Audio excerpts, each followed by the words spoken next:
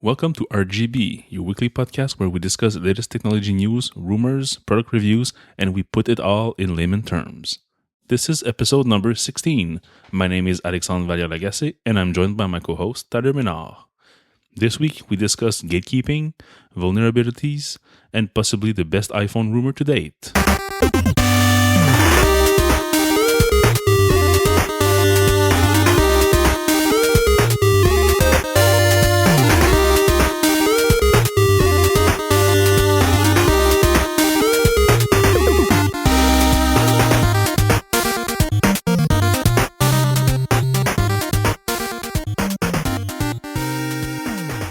Starting this week, no news for now. Just some. Well, it's news, but it's not the regular technology news.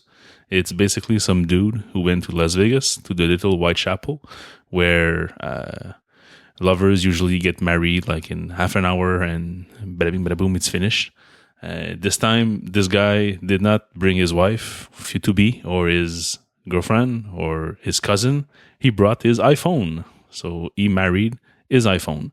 It is totally legit. The guy over there who owns the place says it does not happen often, but sometimes people try to marry inanimate objects and they just go on as is. So this person actually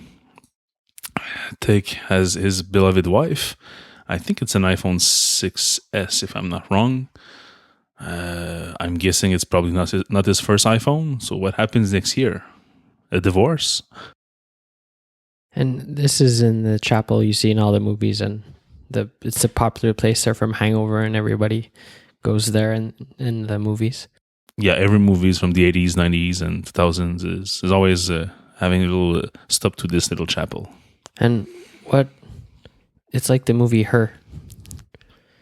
Did you see it? No? Yeah, but Her is a little bit more intense. This is basically just an iPhone.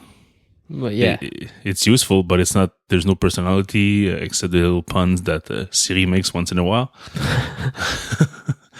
But Her is quite interesting. The way they develop the story and how intense it gets for the main actor.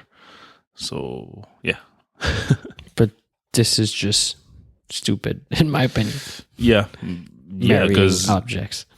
Yeah, and why this iPhone? Why now? What happens in a few months? Like, it makes no sense. He just wanted to be on TV, probably.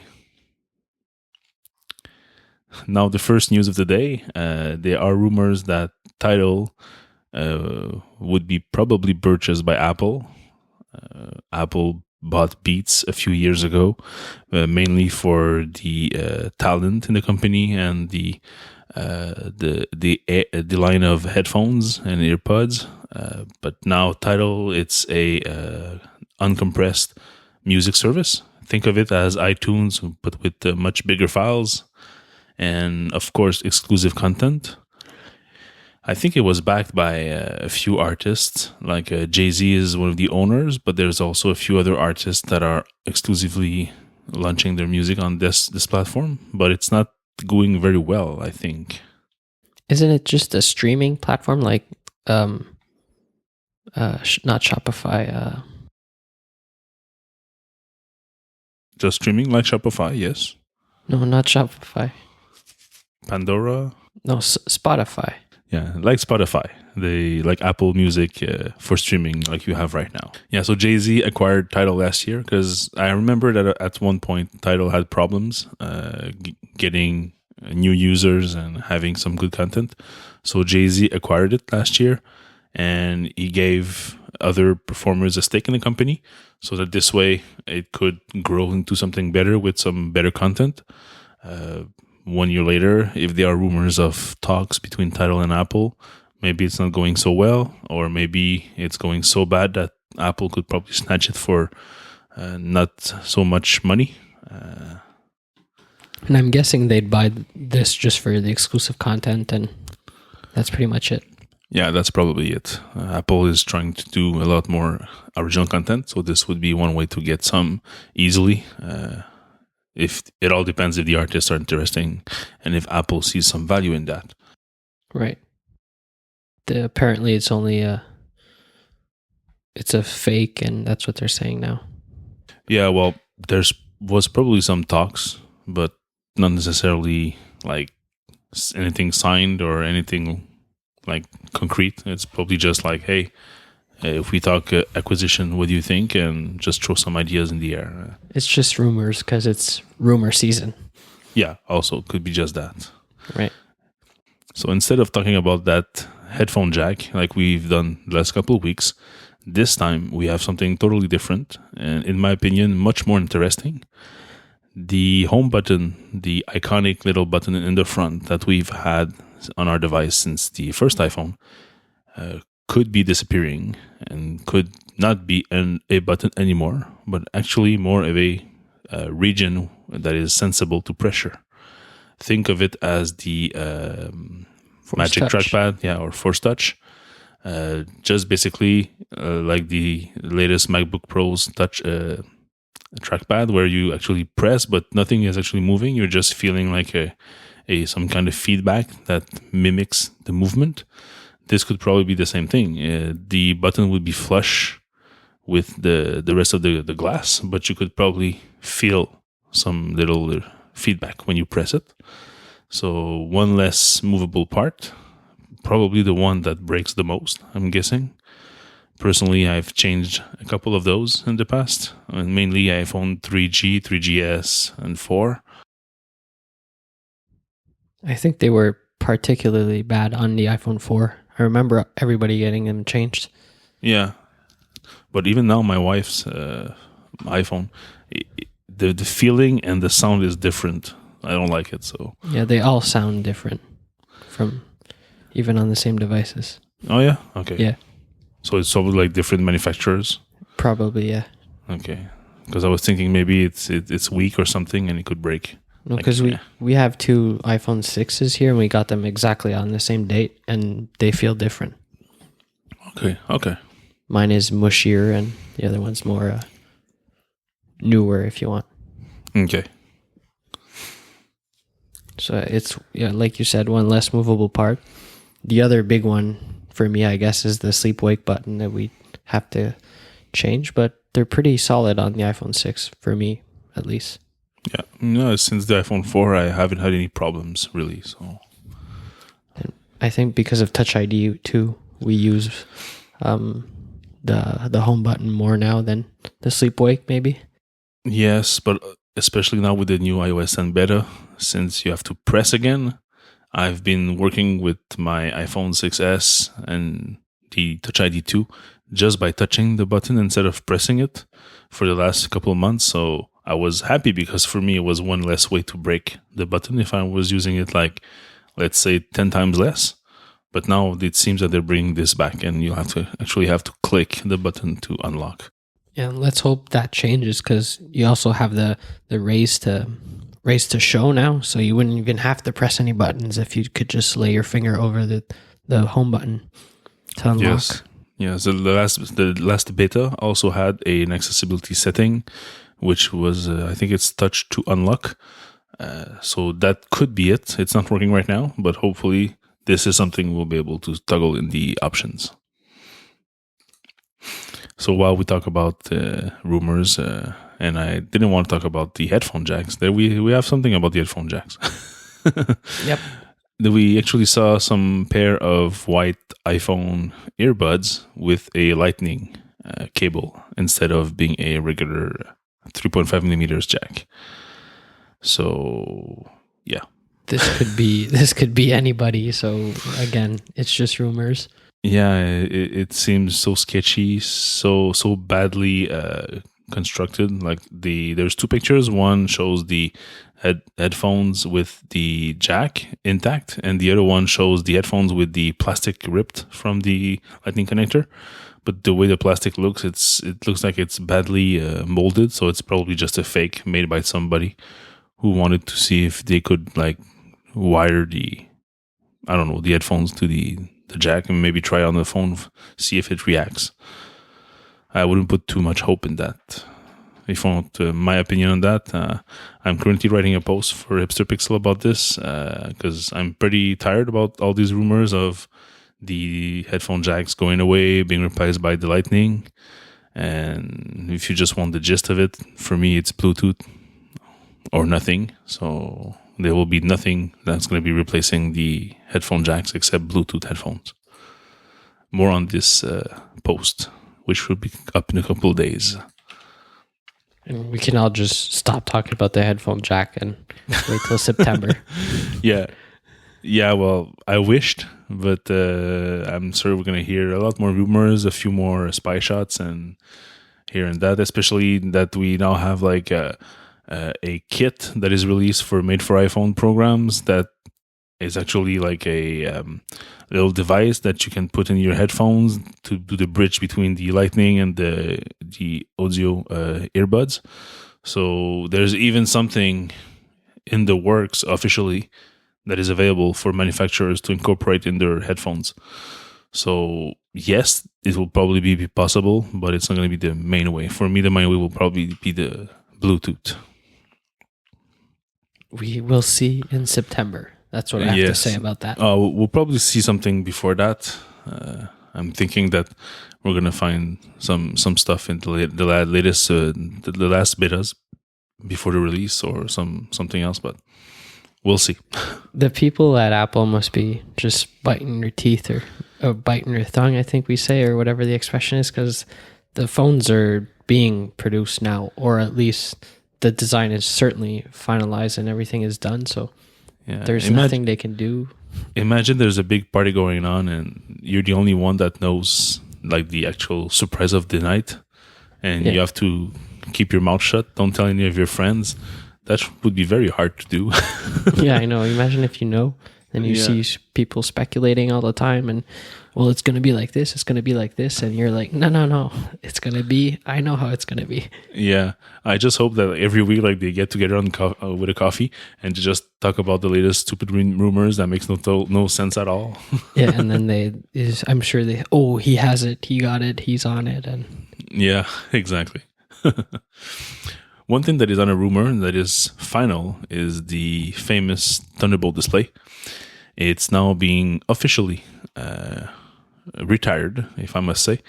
Apple put out like a very small two-liner comment that the Apple Thunderbolt display was actually stopped being produced, and you can get some stock online and on certain stores, and that's it. It's dead, finished. No, it's been sent to a farm. Yeah, it's been sent to a farm, exactly. Yeah, it's sent to a farm. It's going to be able to run free. Yeah, run free and have happy long old days over there. Right, exactly. It's not right next to the cinema displays. Yeah, exactly. They're all over there. That's where they are. Yeah, but don't tell anybody. Yeah, exactly. I'm a bit sad because even though this is like way too overpriced and could be so much better now since it's been released, it's way too big, it's way too hot. There's 2 fans in there. It's pretty thick. The I/O is not even well designed because you need like an adapter to work on your MacBook Pro that was released like 4 years ago. Yeah, because of the power cable. Yeah, so basically it's like a product that was frozen in time. It's funny that they never updated that plug. They just ship it with an adapter now. Yeah. I don't know what's the reason. Maybe it's been like that for many years, and their manufacturing partners don't want to spend money retooling their tools. I don't know. Oh, we don't have an adapter to go from MagSafe 2 to MagSafe 1, so it might be that. They only have the adapter to go from the old one to the new one, not the new one to the old one. Yes, maybe that's the reason. So it's compatible with all the current MacBooks they sell. Well, they don't sell the 13-inch anymore, so yeah. Something. Anyways, like that. I'm pretty sure that we have something new that's going to be coming up very soon. They have been putting out new iMacs that are super thin, super powerful, and even 4 and 5K displays. So this is just a matter of time, and it probably that due to manufacturing constraints and timing, they were probably hoping to get the new screen out before retiring this one, but they did not do it. So anyways, just pull the plug, and in a couple of months we should have new MacBooks and new displays. I hope they're not too expensive. I hope they keep the same price point. Yeah, I don't know. You can get some pretty nice not 4K, but like super wide displays from LG for like $500, $600, $700. So hopefully, with the way Apple prices the product, it shouldn't be more than $999. Hopefully, but I'm scared because 27-inch or something similar, you would need to get like 5K. 4K would not be enough. So 5K, 1,000, maybe $11.99 US. Yeah, That would be it's like 15 here. Yeah, way too expensive for us. But I don't know. We'll have to see if there's new Mac Pros and this is like aimed at the professionals. Then the price can be anything, and it's going to be okay. I hope we can find cheap Thunderbolt displays then on the used market. Yeah, just make sure they're still on warranty if there's a problem, because sometimes the logic board can fail. That happened to me in the past. Some units have have fans with a little high pitch noise, so just make sure you still have some warranty left, just in case there's something wrong. On a more positive note, there are rumors that the next iPhone 7 should start at 32 gigabytes of storage instead of 16. So as of now, you can buy a 16 gigs iPhone, and there are no 32 gigs. You go straight up to 64 gigabytes. So what this makes is that most people are forced into upselling, up purchasing, if you want, their device to 64 gigs, because who wants 16 gigs? And the next one should start at 32. So this is a good idea. I don't know why it's not been done before. It's all about the numbers. Yeah. You mean like cranking more money out of our pockets, or? Yeah, it's all about profit margins. And yeah, they probably did some calculation on a spreadsheet and it makes a lot more money like that. Yeah, and I'm guessing like on the enterprise side or whatever, they all buy 16 because they're not made to store a bunch of pictures and everything. And yes, yeah, that's probably it. It could be something like that. So this should change soon. Hopefully. But you see now that we have 64, I think I could go back to 32. Yeah, I think you're right. Me neither. Because even 64, because I tend to watch a lot of movies in the bus, so, and movie files are not getting smaller. So it's not rare I get like a TV episode of 1 gig. So if I preload, let's say, a full season, maybe of 20 episodes, then that's 20 gigs right there. Yeah. No, 64 is kind of at a minimum now. Yeah. And even 128 starts to become like the de facto choice, I would say. I'm checking now. I have no music on here. And I have 17 gigs left. No. I still don't fit on a 32. I don't have my phone with me, so. What do you mean you don't have your phone with you? It's probably on the table. No, it's on the table. So now for the main topic of the evening, there's been a couple news regarding security from the vulnerabilities and other security related stuff in the news lately. I think it's good to just do a little summary of what happened over the last couple of days. It's been pretty busy.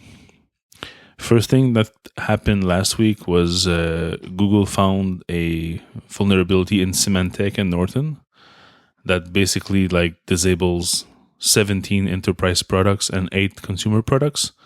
This vulnerability could be easily used by some malintentioned person and like prevent your computer from being protected, even though you have the latest software with the latest signature files.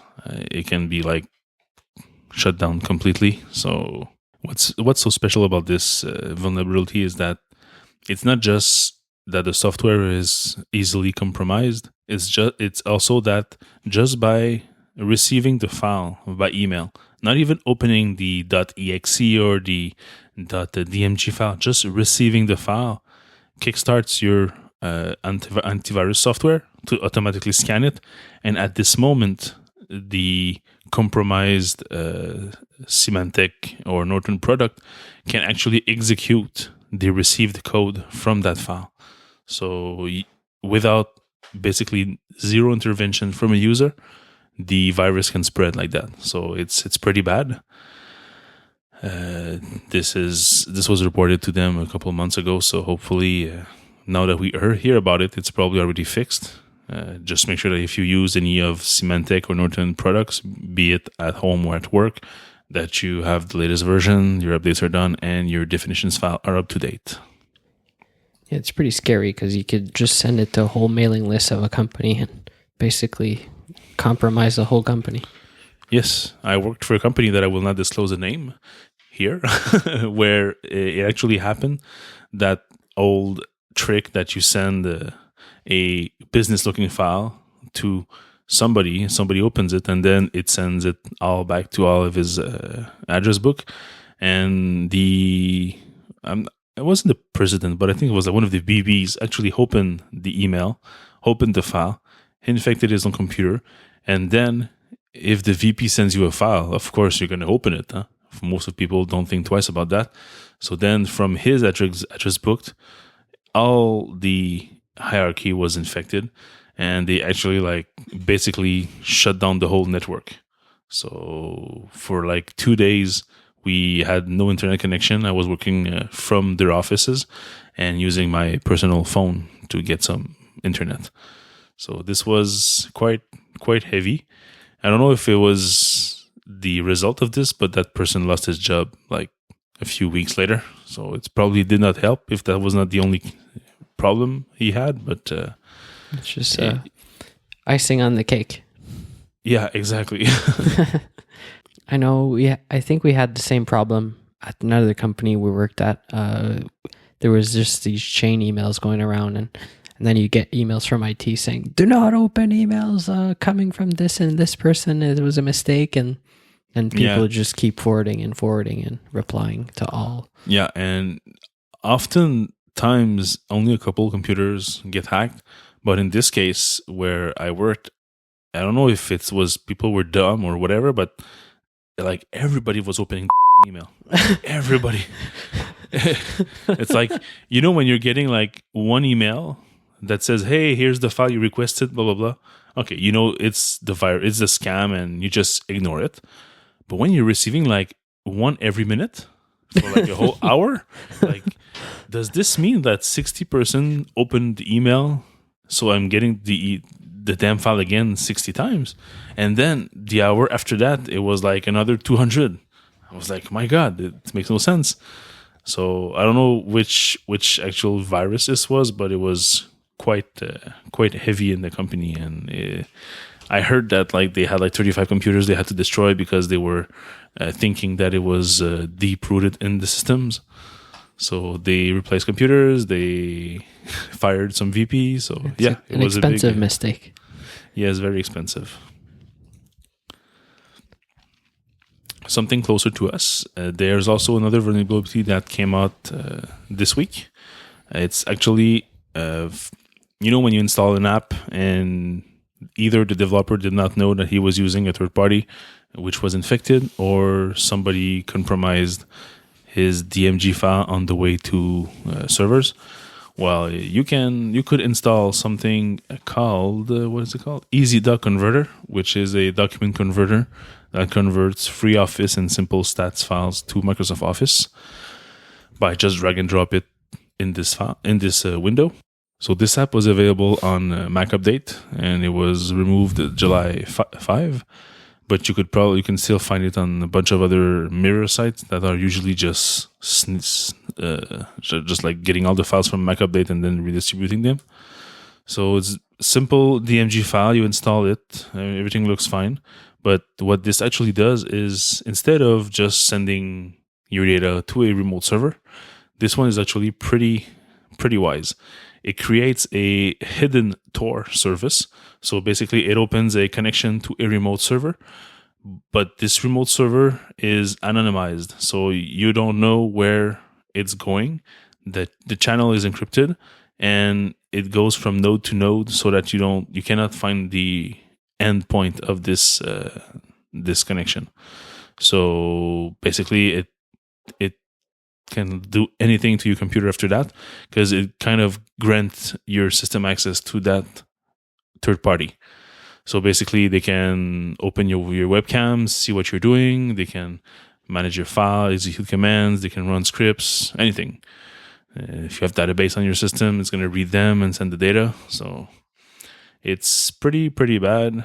It works on anything running Snow Leopard or later, so macOS 10.6 and earlier, and all basically Macs from 2007. So how can you protect yourself? Well, basically not complicated. You just don't install Easy.Converter.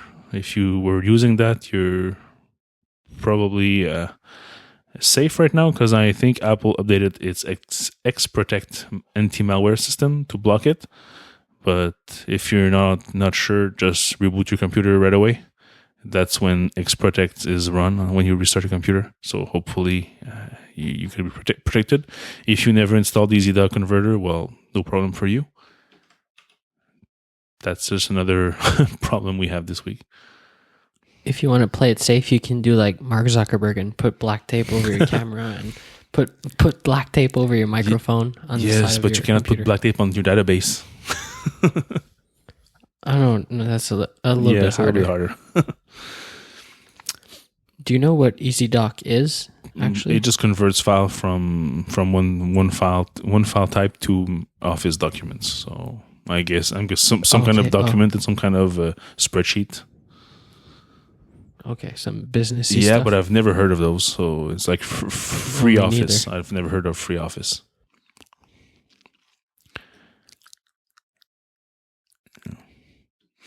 And also, we learned today that there's another problem with old Android phones.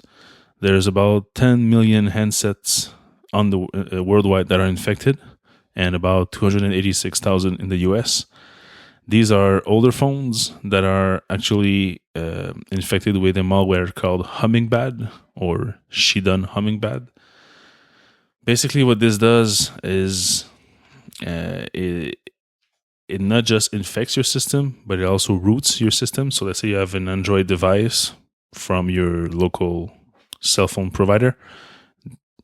You can always get root access to the device and like tinker with it how you please.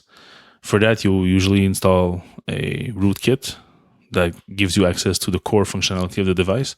But this malware is actually a rootkit. So I'm guessing that it's probably targeting some specific handsets and gets root access, can do anything they want. And according to the researcher, it's been like that for a couple of months already. So I think it's been like that for 5 months. So another bad thing for old Android handsets. I'm not sure exactly what model or version. Yeah, so KitKat and Jelly Bean. KitKat is about 50%, Jelly Bean is about 40%, Lollipop 7%, Ice Cream Sandwich, which is pretty old, 2%, and Marshmallow is 1%. So basically from Marshmallow all the way to KitKat, it's infected. So it can be infected. So another thorn in the foot of Google and their old Android phone that can be updated. So I'm thinking this problem will never cease to exist. Google will still have problems with that in 10 years. There's always people keeping their phones for super long, and I would not be surprised that in 6, 7, or 8 years we still have the same kind of news that some rootkit or some malware was targeting old device that were not up to date. So. Yeah, I saw another source about this on Tuesday or whatever. And it said 85 million devices affected because they're still selling a bunch of, especially in like here they say China and India. Yeah. I think they still sell, maybe not selling, but subsidized there at $0, like gingerbread phones and super old phones. Yeah, but just because they're super cheap for you can still buy some of those. markets. You can still buy some of those brand new right now from those Chinese web stores, and you Right. can get like for $5 or $10. So I'm guessing that these are probably running like very old, like you said, like marshmallow or not even jelly bean, Gingerbread. yeah, gingerbread or anything that's like more than 5 years old in terms of operating system, and they're still being sold today. So that's why I'm thinking that in 10 years they'll probably be still selling the phones that are out today this year with the Android Nougat. So there will still be some problems if if Google is not forward thinking enough with their operating system. And the last bit regarding security is not a vulnerability per se. It's just an overachieving gatekeeper on macOS. Basically, if you're running macOS Sierra, there's a feature called path randomization that occurs when you open a DMG file and you want to install it. Just to make that simple, when you open the DMG files and there's a PKG file, a package file in there, when you want to install it, Apple kinds of sandboxes it so that it's not able to do anything to your system until it's fully installed and make sure that it does not do something wrong with your system. But so for that, it actually tries to randomize the path of the files, because if the paths where the files are being written to disk are known, a third party could potentially replace one of those with his file. So let's say your system is infected. When the app is installed, the developer can specify a list of resources. Some of them are local and some of them could be remote. And if the paths are predictable, then there's always a possibility that an attacker could introduce its own content in your app installer. So be it over the network or locally. So Gatekeeper actually randomizes the path. So it's not able, nobody's able to predict where the files will be coming from exactly. So it's kind of like, let's say that in between you and the file, Gatekeeper puts a maze. So you don't know exactly the way you need to take. It's not a straight line. So you need to do a couple turns left and right to get to your file. So in the end, it's still the same functionality, but it just makes it harder for hacker. And in this specific case, if you're trying to use this this is a macOS Sierra with the Rogue Amoeba softwares like Airfoil, Audio Hijack we're currently using, Loopback, you can have some problems when installing. So they actually filed the radar for that, number 270-18815, and hopefully it's gonna get fixed. I don't see any updates since then, so if you want to live on the bleeding edge of technology, then this is the kind of thing that can break your software. So I'm thinking that there's probably something in the works from Apple, maybe some API you can use or something that will make sure that it does not break. But since we're just at the second beta this week, and when this was published, it was only the first beta, these are the kind of things that are to be expected. So if you rely on your computer to do work, or if you need some stability on your system, don't use the beta. Wait until they're almost final, or the GM if you really want to get it like a few days in advance. But don't do beta 1 to 4 because that's problems for sure. And talking about betas, they released a public beta of iOS and macOS today. Yep. So if you want to join in on the fun and on the bugs, because you told me you had a lot of bugs today with that new beta. So yeah, white icons, double crashes, and stuff like that. Seriously, I'm super lucky. Do I have some woods here? Yeah, I have wood. I'm touching some wood because it did not crash on me today. It did not give me any problems since the update. For me, it's super stable. There's still some problems with the orientation change. Sometimes it's locked on landscape and doesn't want to come back. Usually what I just do is I just lock my phone, wait a minute while holding it vertically, and then unlock it, and usually it resolves itself. But other than that, no crashes. The watch is also very fine. So seriously, for me, for this year, it's been the best betas I've used since iOS 5 or 4. That's when I started to use the betas. So in those days it was awful. It was like crash after crash. I could have like 20 crashes per day. This or a jailbroken iPhone was the same thing. So, but this year I don't know what they're doing, but they're doing something very well. There's still a bunch of little nitpicks and some features that are half implemented, but this I cannot whine about because it's a beta. That's why it's for. They keep on rushing new features, and then the following betas, they just make it work better. So we already have the iMessage stickers. Now we have the iMessage store, so we can get some new sticker from Apple's. So for me, it's all great. And also another thing that went kind of unannounced and under the radar, if you want, is they switched from 2-step authentication to 2-factor authentication. So it's pretty much the same thing, except it's new and it uses 6 digits instead of 4. And there's also a map when you request to, let's say, for example, I'm on the web, I'm on Safari, and I want to log into my Apple account. And usually it would send a notification to my phone with a 4-digit code to enter. I would do it and I would be done. But now what happens is that all your device kind of react to that. So whenever somebody or some system tries to use your Apple ID, you actually get a notification that says individual is trying to use your account ID from Montreal. And of course, if you just try to log in yourself, it's yourself. But you could also know that, okay, for some reason, somebody, let's say in Ukraine, is trying to log in using your ID. That might not be you. So I don't know. It doesn't give you more power. It doesn't give you options to like automatically sign out and change your password. But you at least have this little information, extra information that tells you where's the login coming from. So it's not. Yeah, the map is not very precise. No, it basically highlights most of the Grand Montreal regions. It said Ottawa for me. Oh yeah, Ottawa is like 2.5 hours away. Montreal is like 40 minutes. But don't forget that you're also in a beta, so maybe that has some impact too. Right, but yeah, if your phone cannot or does not report your location properly, then maybe it's going to think you're from Ottawa. but my current location works fine anyways. It's the GPS. It has nothing to do with betas, but whatever. Yeah, well, anyways, it's something different. There's not much selling point to that for the regular user.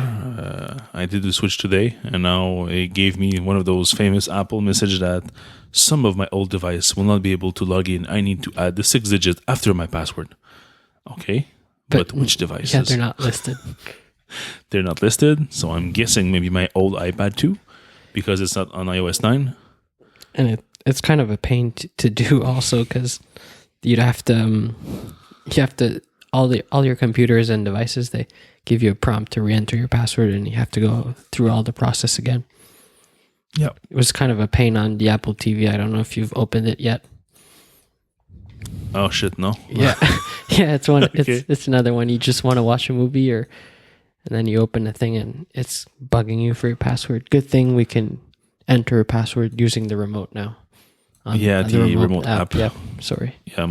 Yeah, because when I got my Apple TV, there was no remote app, and that was a pain in the ass. Yeah, I know. Yeah, okay. So, no, I haven't done this one. I still have an iPad that I did not looked at today. So that should be the next one also. Yeah, fun times. Changing systems like that. So sadly, this week we don't have any social apps to discuss. There is the Snapchat memories that came out, but I'm not really into Snapchat, so I don't really know how this works. I'm being told by my co-host that I'm very old and I don't understand how the millennials think. So I'll leave that for another day. There is, however, the Twitter dashboard app, which came out recently, a couple of days ago. I don't know if you remember, we already had a new app from Twitter, which was more aimed to people with very, very large audiences, like stars, artists, and stuff like that. But this week, this time, it's more for brands and for companies who have like business accounts. So basically what does it do? It allows you to track the impact of your tweets and whatever stuff you share on Twitter. So be it like a text post, a photo, or whatever. So instead of having just the basic stats of tweet and retweet, you have like a whole dashboard.